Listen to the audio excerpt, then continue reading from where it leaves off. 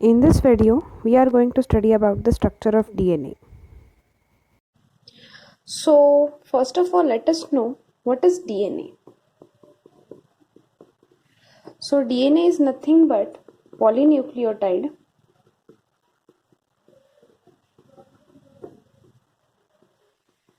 with a specific sequence of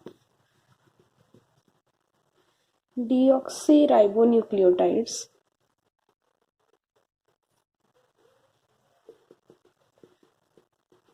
linked by 3' 5' phosphodiester linkage. It serves as genetic material. So DNA is nothing but the genetic material and it is formed of deoxyribonucleotides. So now what are the components of nucleotides? Let's say deoxyribonucleotides.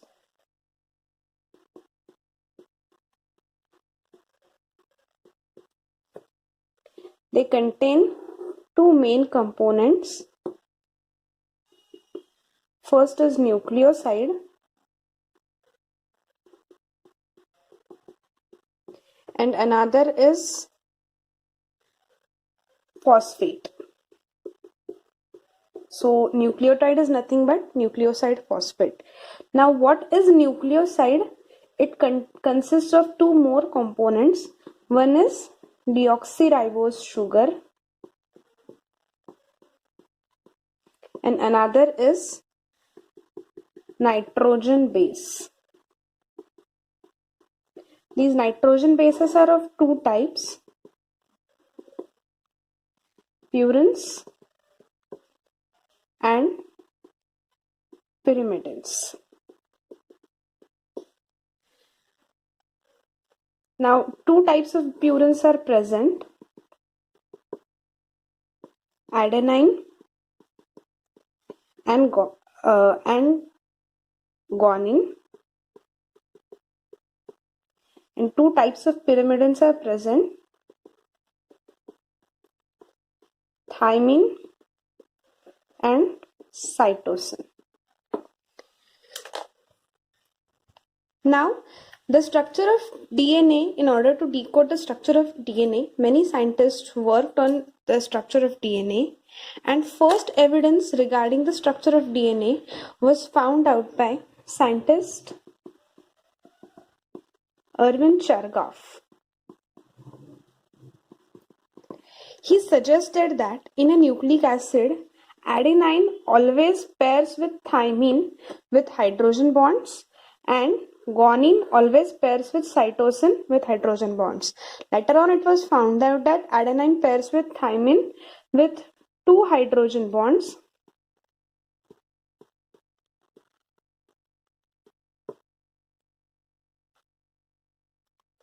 and guanine pairs with cytosine with three hydrogen bonds. Later, Rosalind Franklin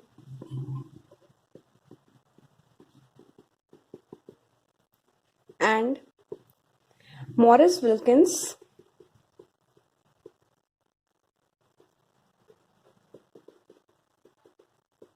carried out X-ray diffraction studies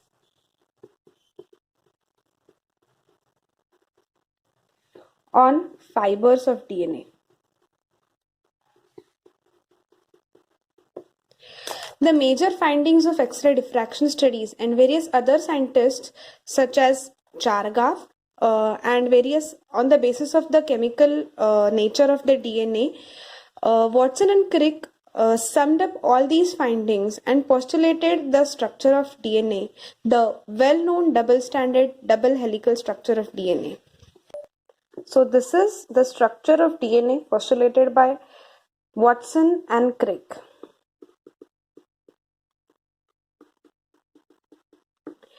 With some exceptions. In the DNA structure of almost all the organism is a double helical structure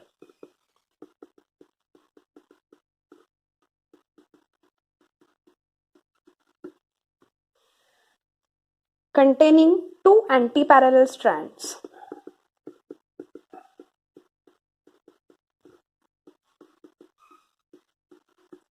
In the strands, as pair with each adenine and thymine pair with each other with two hydrogen bonds, and guanine and cytosine pair with each other with three hydrogen bonds in the opposite strands.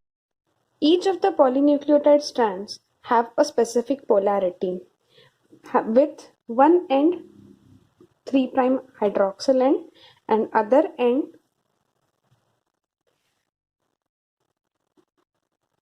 5' phosphate end.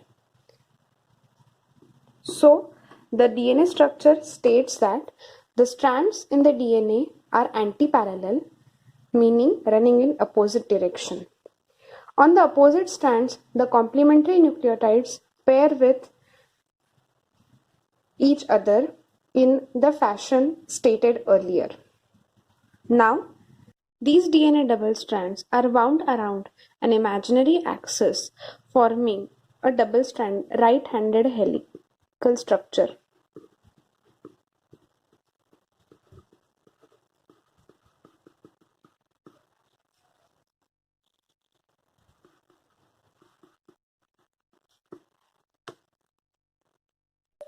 The diameter of this helical structure is 20 angstrom. The length required for completion of one complete turn around this imaginary axis is 34 angstrom, and the distance between the adjacent nucleotides is 3.4 angstrom, stating that there are 10 base pairs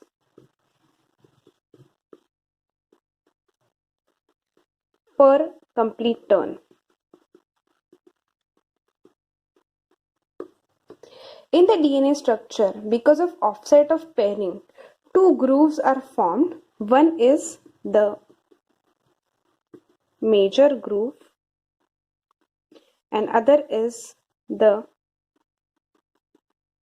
minor groove.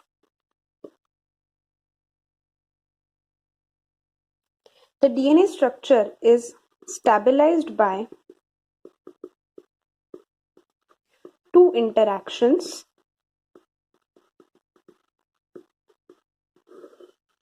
One is hydrogen bonding and other is base stacking interactions.